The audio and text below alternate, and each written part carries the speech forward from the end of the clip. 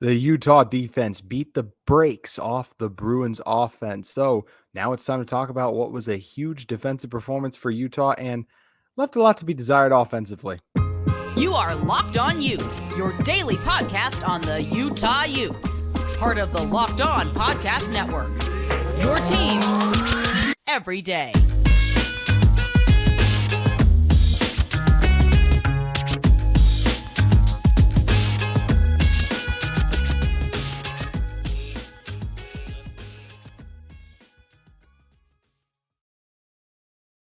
Hello, everyone, and thank you for making Locked On Utes your first listen every single day. We are available on all platforms, including YouTube and wherever you may get your podcast. If this is your first time listening to our show, make sure you guys like and subscribe. We'd love to interact with you guys in YouTube comments as well as on social media. You can follow our show at Locked On Utes or my personal handle at JT My name is JT Wisterso, former intern inside the University of Utah Athletic Department. And on today's show, we're reacting to Utah's win against the UCLA Bruins. To begin Pac-12 play, I thought we would do a special recording Saturday night and then what will be viewed Sunday show for you guys because it's something it's interesting, right? The final game of the final season opening Pac-12 game for Utah, right? And it was such a weird game.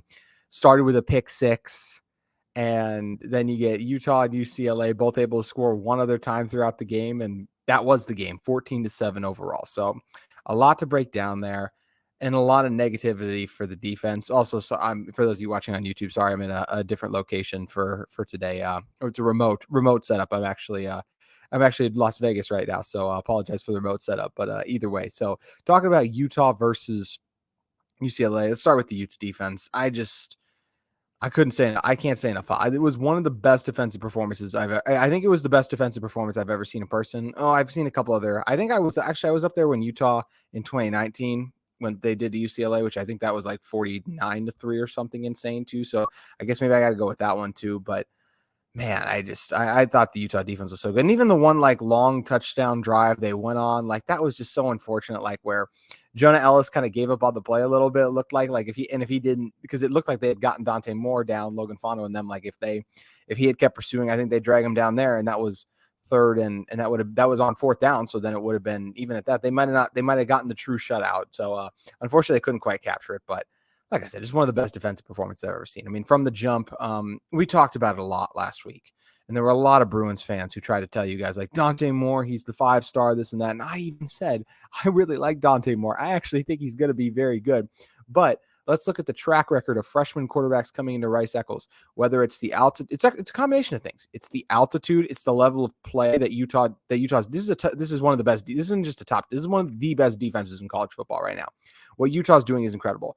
They've played teams like Baylor, Florida, and now off this one, UCLA, and not a single one of those 3 Power 5 teams has scored over 15 points on this Utah defense. Just once again, just incredible stuff we're seeing out of the Utah defense. And right away, Karene Reed did a great job reading Dante Moore's eyes and picked him off instantly. Also, of course, one of the things that makes Rice-Eccles Stadium so challenging is the home field advantage with the fans. I mean, you guys, I was in the crowd today. You guys were phenomenal, those of you in attendance. And it was great meeting a lot of you just throughout the game as well. I appreciate all you stopped by I met kind of in passing really quickly as well. So that was a lot of fun today.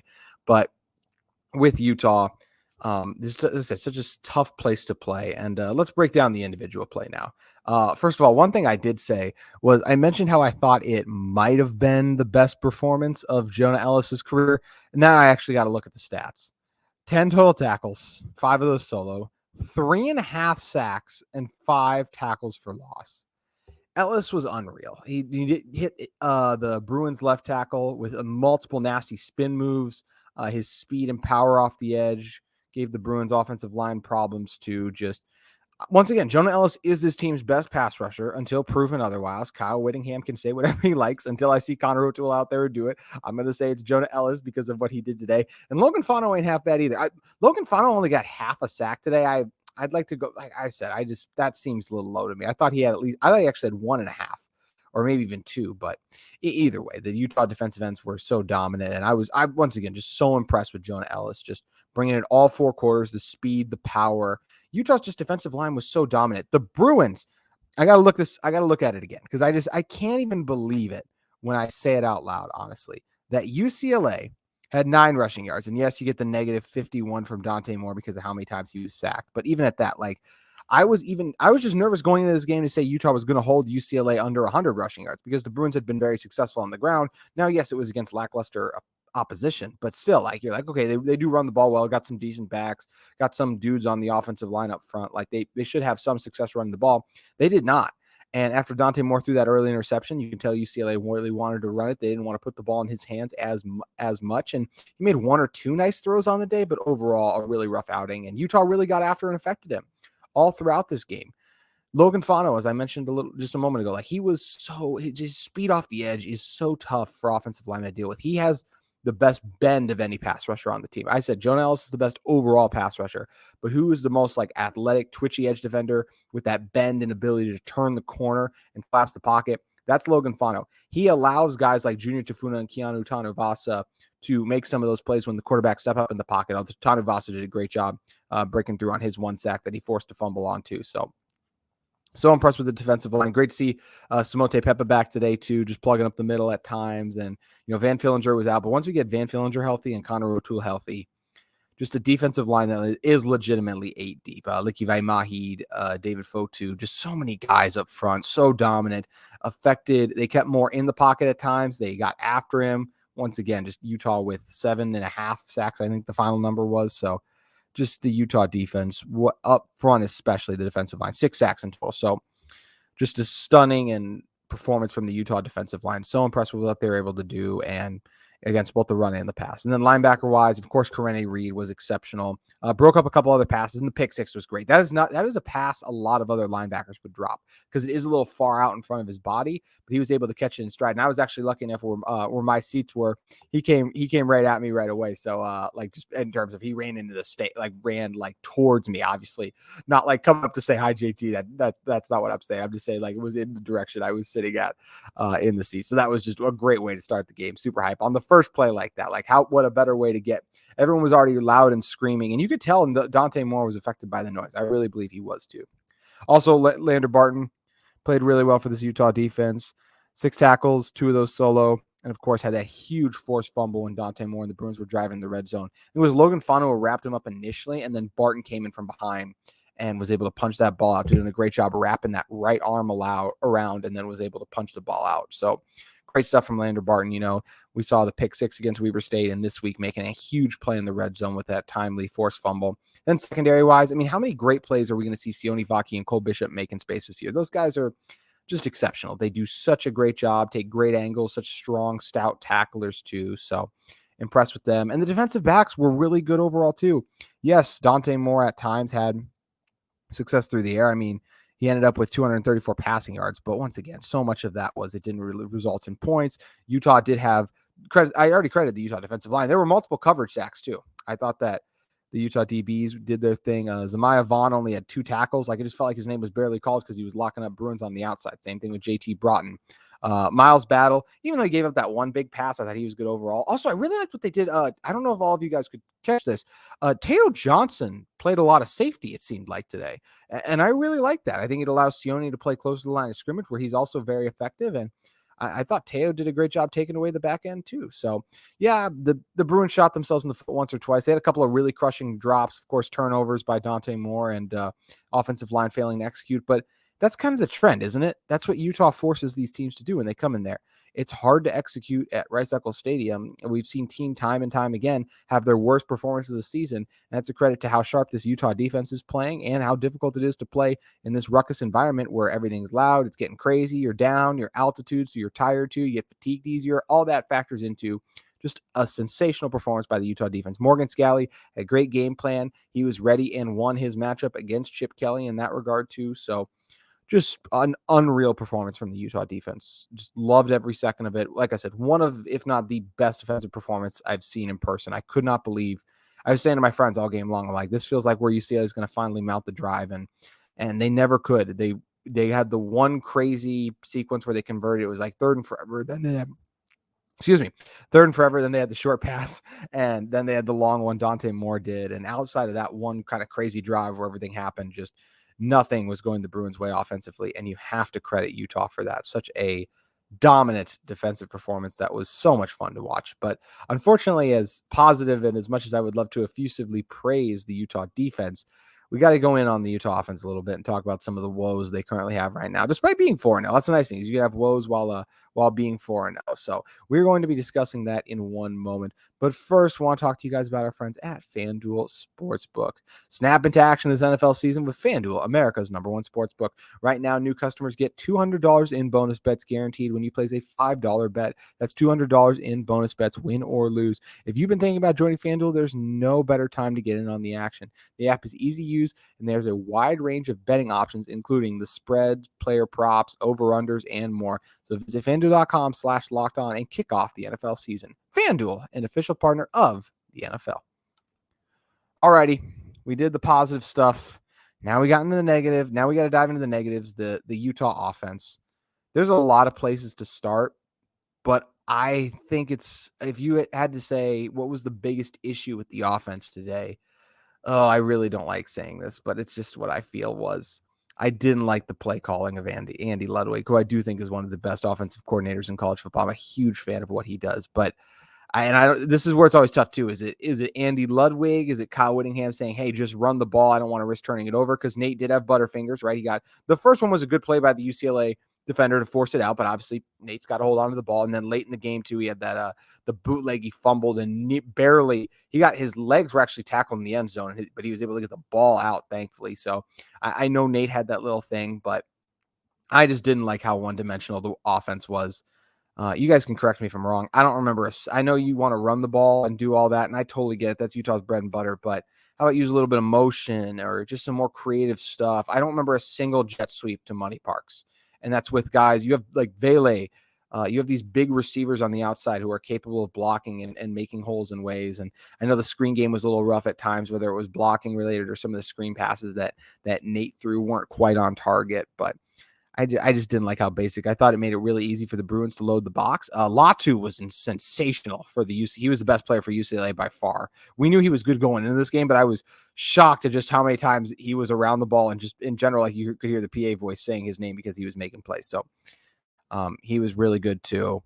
And I felt like Nate, I think Witt said it too, right? He thought he did a good job managing the game. I did as well. I thought they should have given Nate more chances to throw because so many times it's come out, let's run the ball. Oh, we only got 2 yards. Oh, let's run it again.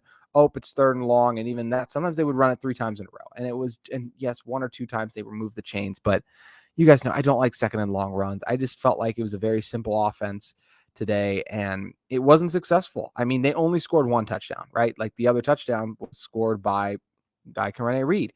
In the first quarter, I think it was, they had 3 opportunities plus the 50. And yes, you have like a kicker missing a field goal because Cole Becker was still hurt today. So that was obviously really unfortunate. And then just with the turnovers, and then I think one time they just stalled on downs too. So it's just tough. Like even the final when it was UCLA scored, then Utah got the ball back. It was 3rd and short. And instead of QB sneaking, which I just think is the best play when you need a yard, you do the Nate under center and then the normal handoff, which just takes longer to develop. And then Jalen gets smacked in the backfield because, of course, you're going to run the ball. So it's just, I know it's nitpicking and all that stuff, but I didn't like what Andy Ludwig did today. And I know that's not all him. I'm not in practice, so I don't know the level that Nate is throwing at, but I don't remember any turnover really worthy throws for him. I don't remember a UCLA defender dropping a pick 6 like I think one of the Weber guys did last week. So I thought Nate played well. He had a couple big throws to Vele, a couple other tight window throws that I liked. Had Jalen Glover on a wheel route one time. So, yeah, I think they should have ran a little bit more of a balanced offense. Of course, you're going to be run heavy. Nate is also still better with his legs and his arm, obviously, but was very capable of making throws. And even though he's 9 for 17, I thought he made some nice throws throughout the day, and I just didn't like how predictable Utah's offense was. Yeah, the offensive line didn't have maybe the greatest game, but once again, it's just constantly run blocking. I do think you get worn down that way a little bit. And I just think Utah should have thrown the ball more. I think the receivers continue to get open, and I think Utah needs to continue to hit them and give them those guys those opportunities. Was bummed to see Jaquinda Jackson go down. Jalen Glover was really good today. I thought broke a couple tackles and did his thing. You know, every once in a while you see a running back miss a hole, but that's going to happen. Those guys just more times than not, like they make up for that in general. So yeah, I still look, it's going to be really Utah. If they play like they did today, they offensively, They will not win against Oregon State. DJU and that Beavers team nearly beat a really good Washington team. I think it was 38-35. They ended up losing in that one. So yeah, you have to execute better offensively. And I will say, we could talk about Cam really quick. So Cam went through warmups and didn't play. He looked fine in warmups, jogging around, doing his things, just must not be medically cleared yet. Hopefully he can play against Oregon State. And if for nothing else, because the coaching staff trusts Cam more and will open up the playbook more for him. I think Nate has earned more trust because, yes, as much as he's got to stop the fumbles, and he'd be the first guy to tell you that, he's got talent and he's made plays. How about the scrambles on the first drive? Those two he had. That was another thing with dropping back. Like, do more dropbacks so either Nate can throw it or can scramble it, because the Bruins could not tackle him in space. So that's why I just don't understand why the approach for so much of it was, let's just run it 2 times in a row, right up the middle, really no creativity. And I felt like it made it easy for the Bruins to tee off and make a number of plays. And Latu worked both Fano and Satawa at times. There was a missed blitz pickup. Like, it's not a Nate Johnson issue. It's not an Andy Ludwig issue. It's an offensive issue. Whether it's offensive linemen, as I said, missing their assignments. I still think the skill position players are the least at fault, at least what I've seen wise. But this Utah offense, if they want to accomplish their goals, they got to get clicking offensively. And look, the defense has done their part through this point in the season. They've done everything they can, and the offense has done enough to help this team currently be 4-0. But when some of these teams, Oregon State, Washington, USC, Oregon, Colorado even late in the year. We'll see what level the Buffs can get to after obviously what happened against Oregon was pretty ugly. So it's one of those things where the offense has to start executing better. And that's on everyone, coaches, players, guys up front. Like I said, you just got to come in with stronger game plans, got to make better adjustments to me, got to handle your one-on-one assignments. As Bill Belichick would say, do your job better. So very tough offensive performance, but so fun to watch the Utah defense dominate the way they did too. So I'm looking forward to it. I'm going to do a little mini breakdown of the game film, and we'll be talking about that on Monday of Locked On Utes. Also, short week. Oregon State and Utah play Friday. I don't love having a top 20 matchup on a Friday night. It's just, Saturday college football. I like the Thursday season opener because it's the season opener vibes, but this is one where I definitely wish that it was going to be played on a Saturday. But, it'll be fun to watch it on a Friday night too instead. And there will be positives to it too. But either way, short week for Utah. They got to get after it quickly. And we'll be covering Utah and reviewing the Bruins game film, preparing you guys for Oregon State. That'll be on next week's Locked On Utes. But we thank you for listening to this special Sunday edition of Locked On Utes. And as I mentioned, we'll be back with you on Monday. Have a great weekend.